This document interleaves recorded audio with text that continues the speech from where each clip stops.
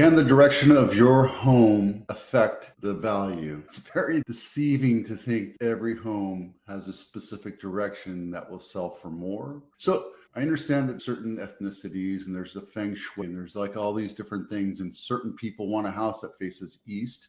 My house faces east, but does it stop the buyer from buying a house? I don't think so. I know that there's a lot of people believe in this and still own homes that face west. Does it affect the value? I think it's kind of like a soft thing. Like, do you want a pool? No, I don't want a pool, but if it has a pool, I'll take it. I'm not going to pay extra for it. Does the feng shui matter? Well, you can change the feng shui of a home. If it has horrible feng shui, you have things that you can block the evil spirits and the money spirits from coming, all that other stuff. You can do stuff to a house that makes that change, but you can't change the direction of a house. And here's the thing. You give me a house, you let me do what I'm going to do with it, and I'll sell your house. It's going to be the best, most incredible price. If the market says yes, yeah. If your house is in completely perfect condition, yeah. But if your house is a piece of crap, your house isn't going to sell, period. Ryan Lundquist, my muse and appraiser up in Sacramento. I follow him on Facebook. He gets great charts and great information. Today, I'm talking about this interview he had with a new home builder up in Sacramento in Folsom Ranch. If you're interested in looking, let me know. We'll go up and take a look. I've been known to go up to Sacramento to help sell houses. New construction sales in Sacramento region are down. It's a great time to buy. Rates just came down. We're talking about that today. Who's been buying in Folsom Ranch? Early on, we saw a lot of Bay Area transplants taking advantage of remote work. That was years ago. This is an older development, not older, an older build, new build development. It's very well established. So have you missed the onslaught of it? Yeah, you missed the early. I always say if you're going to buy into a housing development, your best buy is the first one because they're brand new and every next phase they go up a little bit. But right now I think there's some deals to be had.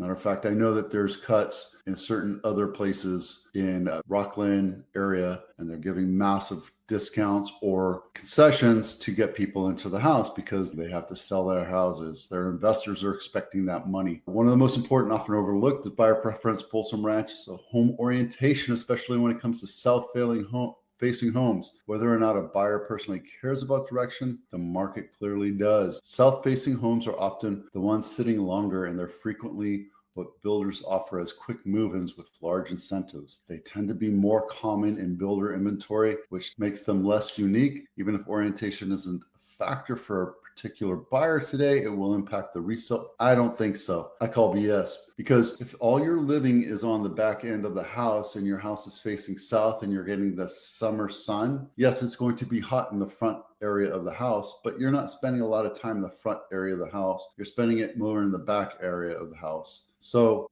that's just a mindset. And if they have it set up that way, that's wrong thinking. Is what sells houses today. The community. You have the community center with a pool, a restaurant, clubs, tennis and pickleball. You have a workout room. You have all these amenities, and that's what communities are looking for. Look, if you're going to buy into a house that has a community and you're paying HOAs, it better look nice like this. Otherwise, you're not paying into it. We're looking at houses right now with HOAs of $750 a month for nothing in Santa Clara County. It's ridiculous. HOAs have gotten completely out of hand here in California. There's no regulation. They're doing whatever they want unless they're well kept and well maintained. And they have a mindset of keeping the HOA fees low. You're screwing yourself getting into a situation like this, especially in older communities where they're consistently going up because insurance rate goes up. For whatever reason. If you're paying anything more like $350, there's something wrong with the management of that HOA, and it needs to be researched. When I go and work with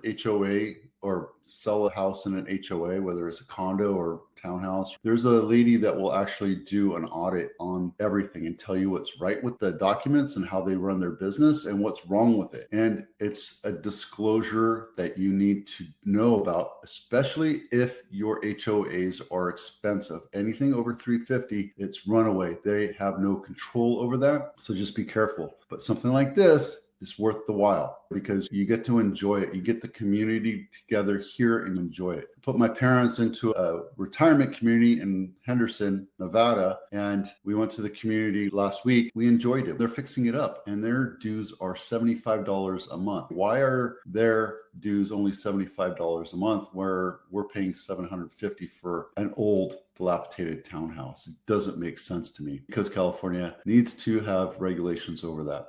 Anyway, going back to the whole thing, it might affect some buyers, but there's a buyer for every house at the price that they want to pay, right? When the market's hot, I don't know if you've heard, but there's been rumors about getting interest rates down to 1%, which is stupid because you can't afford to buy a $10 million house. When there's more buyers, there's more competition, prices go up. 1% would hurt the market altogether. It would create massive inflation. We did see rates come down.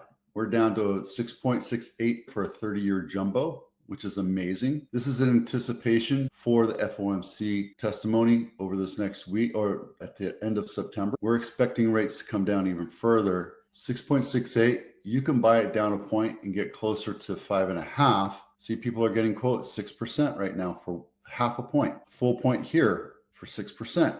Go 2%. If you do 2 points, what would that look like? We're starting to pump up the volume of buyers. And now that rates are coming down, buyers are going to enter the market again. If we see this go down to 6%, that means this will be down to 5.5%. And I've been telling you that our parity, where we make buyers happy, is 5.5%, period. 4 reasons to redo your master bath. Sellers always come to me and say, should I redo the kitchen before I sell my house? No, you should have redone your kitchen 5-6 years ago and enjoyed it. It's the same thing with your bathrooms. You should do it years before you sell so that you can enjoy it. You're not going to get the ROI, especially if you have a contractor come in and charge you $50,000 for a new bathroom. You're not going to get the ROI out of that. You're not going to get the ROI out of a kitchen. If you want to have a nice kitchen and enjoy it, do it. And that will be a selling point when you go to sell your house. But don't do it before you, because you're going to spend $50,000, $75,000 on a kitchen and you're only going to get $40,000, $50,000 out of it. You're going to get negative ROI because the cost of labor is so high, because the cost of materials is so high. You better get some utility out of it to make it worthwhile. What happens if you sell your house and it's not updated? Lower the price to attract buyers. There's a buyer for every house at a certain price. If your house is listed at a premium and there's a lot of work that needs to be done, buyers will take their purchasing power and buy something else. It's common sense. If there's other options at that price or lower and they're in better condition, which one would you have?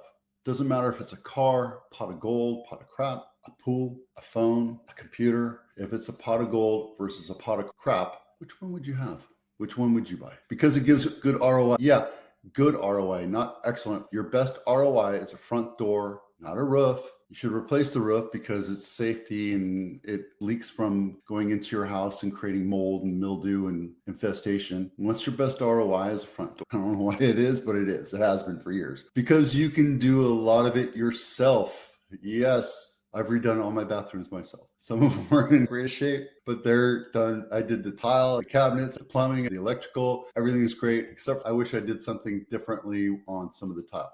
But that's here nor there, because you deserve to enjoy it before someone else does. You get the utility value out of your bathroom. Do it now. Prices are only going to continue to go up. You're going to pay $100 for a sink. Next week, it'll be worth $100 or cost you $120. Same thing with a counter. Everything's going up in cost, and enjoy it because it's easier than redoing your kitchen. So absolutely enjoy doing these projects. You buy a house. Hopefully you didn't pay a premium for it. Even if it's a brand new kitchen, you're going to want to tweak it and make it your own too, right? So if it's, white cabinets and you want to have a little gray or beige or some kind of color on it, you're going to paint it. Or if you have the oil rub bronze handles and knobs on it, you're going to want, I want stainless steel, or I want the new brass. You're going to put your touch on it. I get it. You're still going to want to redo it. That's why people won't pay 100% ROI on a brand new kitchen or bathroom. Okay, enough of that. What you get for $2 million. This is a 95119. This is Santa Teresa. And I sold not this exact house, but this exact floor plan a few years ago. And I rocked it out of the world. I think I got 1.845, I think it was. And this is during the firestorm. I knocked this thing out and I got a world record. Now this thing's like nothing because prices go up, right? 5-bedroom, 3 full bath. There's a bedroom and a full bathroom downstairs. It's a really nice layout. Let's take a look at this. The one I sold was right here. This one's on San Antonio, which is a semi-filter street, so it's semi-busy. This one was on a court and it was in great shape. Let's see this one right here. I love the driveway. Now those are cracked. See the front door, they redid the front door. They have older tile, wood, flooring, and they updated their kitchen. This isn't brand new. This is 10, 15-year-old kitchen, but it's updated and nice. Newer than the original, so it's nice. It's well methodically taken care of. They have a nice wine fridge and a stovetop with storage underneath. That's nice. And a big, they're showing off all the storage. Okay, I wouldn't do that. Not on the MLS. See, this is the original. This is the upstairs linen closet. Believe it or not, this one actually has 2 HVAC systems, one on the downstairs and one on the upstairs. That's the HVAC system upstairs. So that makes the house a little more efficient. If it's hot upstairs, you just turn the AC on upstairs and it'll cool everything upstairs. The lights are a little bit dated, but you can see that they updated, that's some funky looking shower there, but they updated the bathroom. That's nice. And you have a nice view of the Santa Teresa Hills. The hills that I hike. This was a pool, buried it. Rancho San Antonio or Rancho Santa Teresa Swim and Racket Club. It's a fun place. This is an HOA, but you're required to belong to the club. It's like $200 a year. It's worth every penny. Foxworthy, what you get for $1 million. The reason why this one's expensive is because it's in Willow Glen, Cambrian area.